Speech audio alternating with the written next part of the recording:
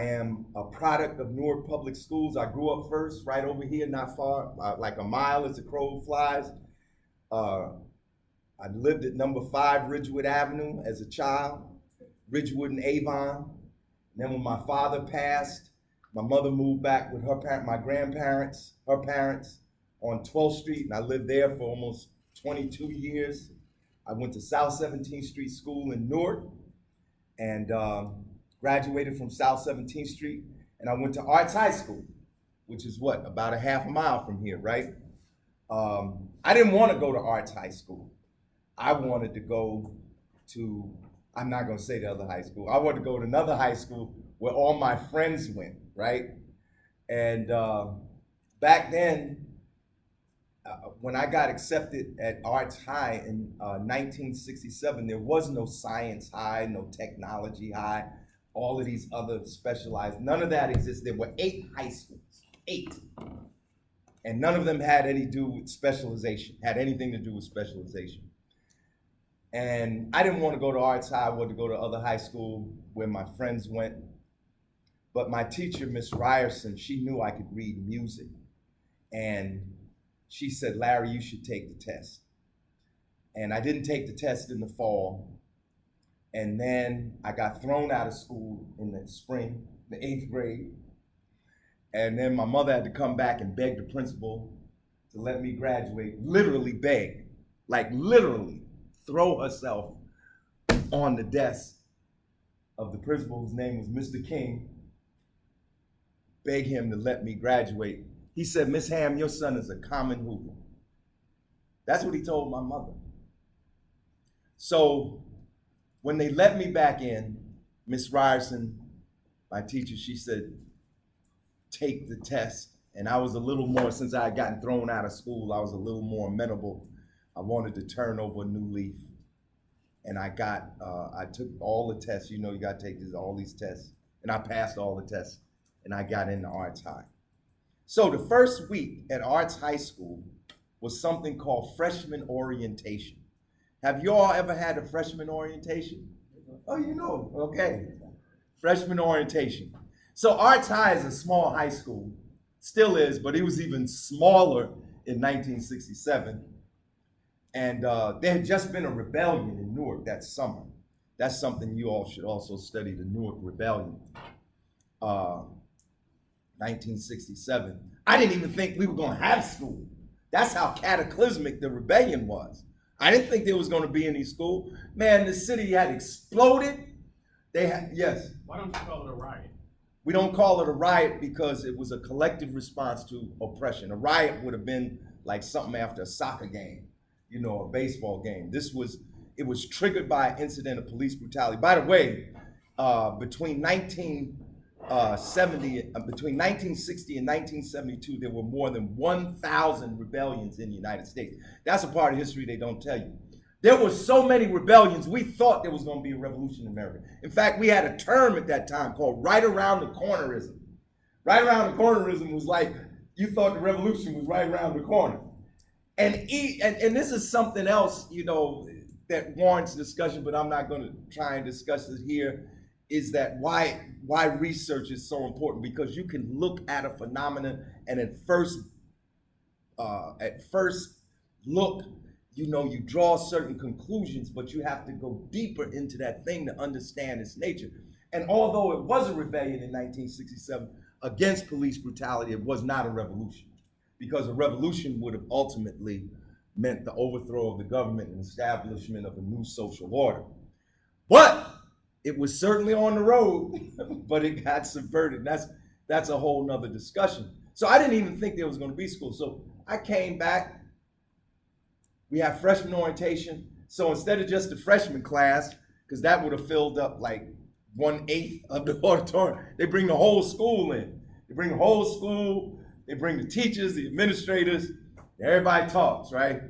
So finally, they got around to the leader of the student council. So they asked the leader of the student council to speak at the freshman orientation. And at that time, he was a young white fella. His name was David Hamm. That was his name. And the principal says, David, come to the podium and talk about the student council. And David comes up to the podium And David starts to speak. But David's not speaking about the student council. David starts talking about the war in Vietnam. Now, I was 12, I think, when I started to turn 13 in December. I think I was 12 when I started RTI. I didn't know where Vietnam was. I ain't know nothing. Any of y'all know where Vietnam is? Who knows where Vietnam is in this room? Jesus Christ, they don't teach this shit. That's critical race there. Where's Vietnam? It's in Asia. Say it again. It's in Asia. It's in Asia. It's in Southeast Asia. And the United States invaded Vietnam in the 1960s. In fact, it really started with the Kennedy administration when Kennedy sent about 2,000 quote unquote advisors to Vietnam. They were really soldiers, but he couldn't call them soldiers because only Congress has the power to declare war. But most of the wars, almost all the wars this country has fought since World War II have not officially been declared by Congress. But David starts talking about Vietnam. And if you know anything about Vietnam, see, back when I was in high school, we had something called a draft. That meant the government would draft you into the army. You had no choice. Only boys, only men. You had to be 18 to be drafted. But you had to register before your 18th birthday. And a lot of people, by 1967, a lot of people got killed. Over 60,000 Americans died in Vietnam. Maybe as many as 2 million Vietnamese died. The war was raging. And there was an anti-war movement. 500,000 people had marched on the Pentagon to stop the war. And one of the reasons there was so much fervor was because people were opposed to the draft. At that time, in 1967, 18-year-olds couldn't vote. They could not vote, but you could be drafted and asked to lay down your life, but you couldn't vote. This is the truth. And David starts talking about the war in Vietnam, and the principal stands up and says, David, don't talk about the war in Vietnam. Talk about the student council, the Halloween party, and the UNICEF collection. I remember it like it was yesterday because I was so young and impressionable. David keeps talking about the war in Vietnam. The principal goes to the podium, grabs David by the shoulders, and starts to drag him from the podium. And the president of the student government and the principal get into a fight in front of the whole school. That's when I knew I wanted to join the student council. And that's the truth. This is not a made-up story. I wanted to join the student council. I didn't know nothing about Vietnam, but I knew this, that if you fought the principal, you were going to be thrown out of school. And if what you were fighting for was so important that you would put your educational career on the line, it must mean something. I didn't know what it meant. I was a kid. I didn't know, but I knew instinctively something was happening here. And I wanted to connect. There was something inside. I don't have any intellectual explanation for it, but it connected to something inside of me. And that's the other thing a debater has to have. You have to have passion. Facts are not enough. Let me tell you a secret. Do you know that most people are not convinced by facts? They are convinced by emotion. And every poll shows this. Facts help. Don't get me wrong. Facts help. But in the final analysis, when most people make a decision, they make it based on how they feel. And if you're going to be a debater, your passion has to come through in addition to the solidness of your argument.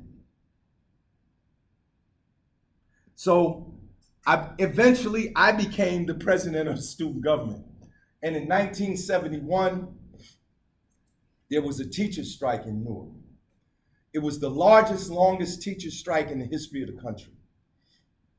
We had missed so many days that they came to us and they told us, they said, Larry, they didn't say Larry, They came to the senior class and they said, if you all miss 35 consecutive days of school, you're not going to graduate. That was the law. We were like, not going to graduate. We already applied to college. I'd already applied to college. I applied to 3 colleges, Princeton, Harvard, Yale, had been accepted all 3. You gonna tell me I'm not gonna get to go to college? So my fellow students, because you know how high school is. Y'all are not old enough to remember Archie comics, but I had a kind of Archie comic kind of high school existence. I was having fun. I was doing well in school. I was in the National Honor Society. I was a captain of the track team, captain of the cross country team. I was the state record holder for the 2-mile run. I was the first person in history of Newark to break 2 miles. I was the president. School was fun. And we had these student council meetings. They like, okay, we need to decorate this and decorate that. But man, when they said we were going to graduate, everybody turned around and said, Larry, you the president of the student government. What are you going to do about this? This is true. And all of a sudden, my idyllic Archie comic kind of world came to an end. And I was where David Hammond was 4 years earlier.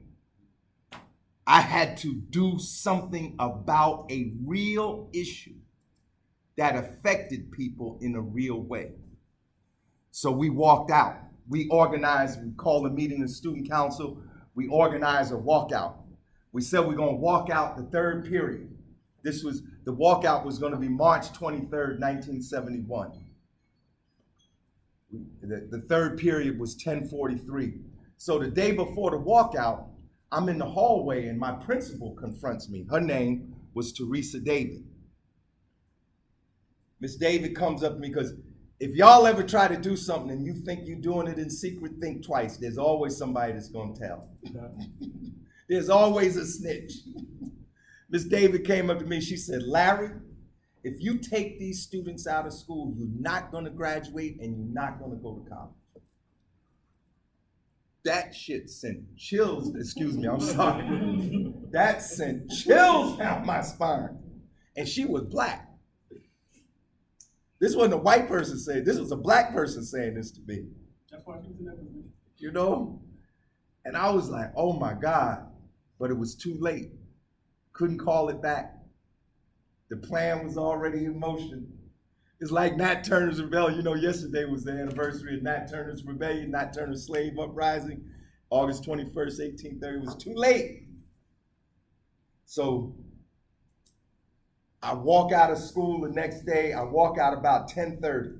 I'm standing in front of school. We're supposed to walk out 3rd period, 10:43, the bell rings. 10:43, nobody out. 10:44, nobody's out. 10:45, tears starting to come out my eyes. This is the truth. But then about 10:50, the doors went open and all these students started coming out. They said our walkout was about 90% effective, which meant all the students didn't come, but most of them did. And we marched down from Arts High School. How many know where Penn Station is? There's a hotel across the street from Penn Station. It's called the Doubletree Hotel today. It was called the Gateway Hotel. And that's where the Board of Education and the union were meeting about the strike. And we marched down there and about 200 of us got into the building. And 200 of us sat in at the Gateway Hotel.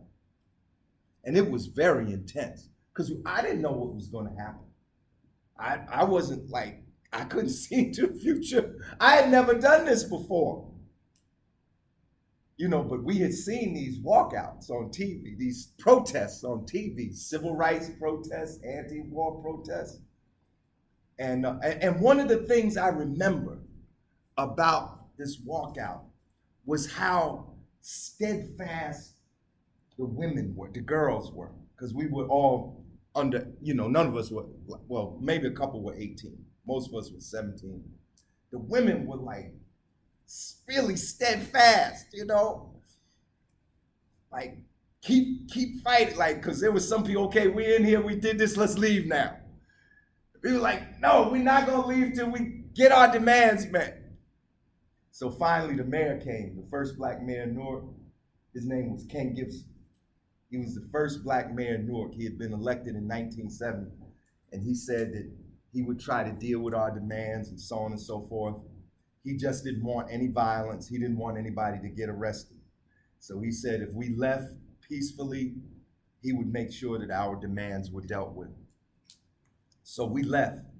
And to make a long story short, about 2 months later, I lived on 12th Street. How many of you know what 12th Street is? How many of you know what West Side Park is? I know I lived on 12th Street by West Side Park, a block before West Side Park.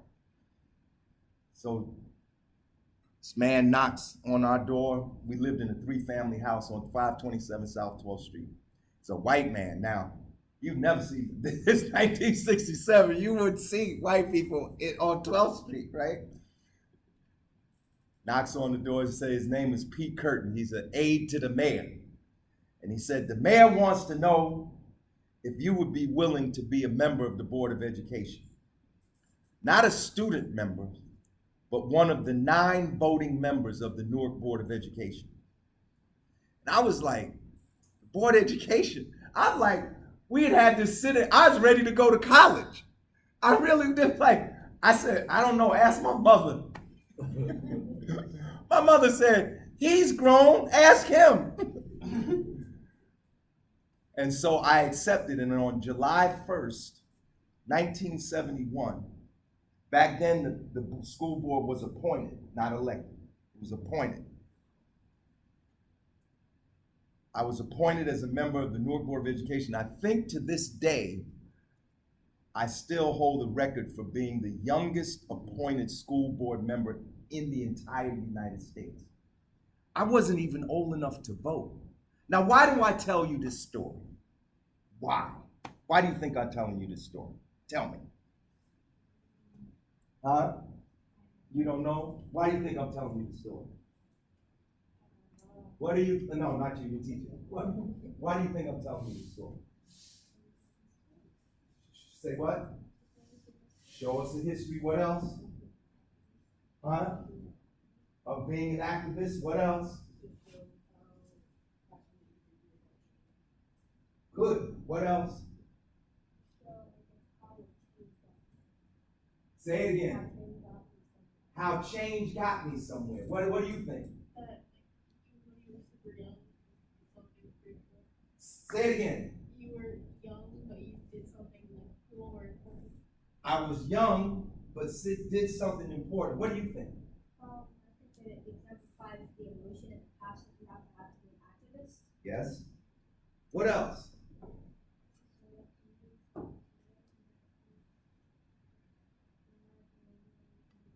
Say it again and say it loud. No matter how young you are, you can do it. What was your thought? I was thinking how you took action when no one else was taking action, you didn't let your age decide what you were doing. That's right. I didn't let my age define what I was doing. So, the point of this story was to show you that you can have an impact, that you can make change, that things are not immutable. You know how society works. Sometimes it seems like a giant clock, right? Like with heavy metal giant gears, and like nothing can stop this machine from going. But it's not the truth. It's only an appearance. That's why study is so important, to help you to understand the nature of a thing, because there's a difference between appearance and reality. Like, if I just look at you, do I know you? How do I come to know you? By talking to you, by interacting with you. Can I learn to swim by just reading about swimming? What do I have to do? I have to do it. So there's a difference between perception and reality, but sometimes the two change places. And for a lot of people, reality is perception. And to help raise someone's consciousness, you have to change their perception so that they can change their reality. The contradiction, the 2 points of the contradiction, sometimes they change positions. Every situation has a generality and a particularity, right? I mean, I can make some very general statements about students, right? But if I interact with you, then I come to understand that each of you are different. You have your own particularity. So I'm going to end with this. Sorry to bore you, but I take questions at this point. It is not boring at all. Any questions? Yes. Oh, look, the hand's coming up. All right. 1, 2. I saw hand 3. 1, 2, 3. In that order. Go ahead. Do you use the word oligarchy to explain that? Yes. Oligarchy. Oligarchy is the rule of a few. You can look it up. You have heard this term a great deal in recent times because of the conflict between the United States and Russia.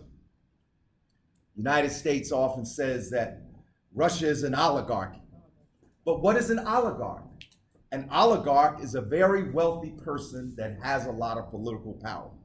So, if we study and say if we look up billionaires and how many billionaires each country has, the country that has the most billionaires in the world, guess who?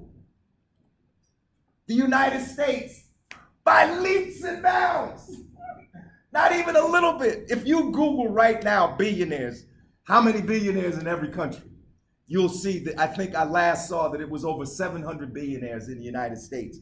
And the second place was like, I don't even think it was Russia was the second place. I actually think it was China, which is a contradiction because China's supposed to be a socialist country, but they got all these billionaires. Can you imagine that? The Communist Party of China, Communist Party is supposed to be fighting for working people, has billionaires as members of the Communist Party. That's a whole nother contradiction. But we live in an oligarchy. We live in an oligarchy. We live in an oligarchy and a plutocracy. What is a plutocracy? Anyone? Any student? Plutocracy. What's the root word of plutocracy? Pluto. And who is Pluto? I can't hear you. Pluto is a planet, but the planet is named after Pluto to who? Plato. No, not Plato, Pluto. Pluto was the Roman god of the underworld, which they had lifted from the Greek, who was Hades. Hades, remember, the Romans often adopted culture from the countries that they conquered. So Roman mythology is really a kind of mirror reflection of Greek mythology. Pluto was the god of the underworld, and what's in the underworld? Wealth, gold, and diamond. So if you have a plutocracy, you have a society that's run by the rich. And right now we have the greatest disparity in wealth in the history of humanity, not in the history of the United States, in the history of humanity. And a lot of that gap between the rich and the poor has happened in the last 20 years. There's been the greatest, not downward redistribution of wealth, but upward redistribution of wealth in the history of mankind. The kings of old would be envious of Bill Gates and Jeff Bezos. You know, those men individually have more wealth than whole countries. Their wealth is greater than the GDP of probably half the nations in the world. But did I answer your question about oligarchy? What was your question? I want to know the author of Richard Hofstadter. Hofstadter, I think it's H-O-F Stadter, S-D-T-E-R,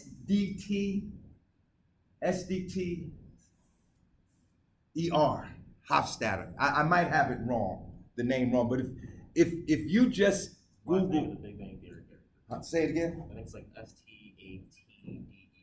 I think he's right. So, but if you just look up anti-intellectual American, H-O-F-S-T-A-D-T-E-R. there it is, Richard Hofstadter. It's a heavy book. Like you need like It a used whole. to be in the Newark Science debate library. I don't know how I left. Saying it used to be. Right? Did I answer your question? Yes. What was in your question? What other books, like, or what other books, or what other things would you recommend us, like, to get further into activism, or like to better Into activism? Yes. Well, oh boy, why did you ask that question? That's fine. Who asked that question? Yeah. Mm-hmm. Let me say this. Yeah. I think all students who want to know about activism must study many things. And not just activism things, but many things. But among the many things you should study and read would be the books written by Martin Luther King. How many of you know the books written by Dr. King? Young lady, you raised your hand. What book do you know? Oh, no, I guess she wasn't raising her hand. Anybody know in here any of the books Dr. King wrote? Okay, let me give them to you. Measure of a Man. That's an autobiographical statement that he wrote early, even before he was like Martin Luther King we know. He wrote that early, like 53, I think, Measure of a Man was written. Stride Toward Freedom, which is his story of the Montgomery bus boycott.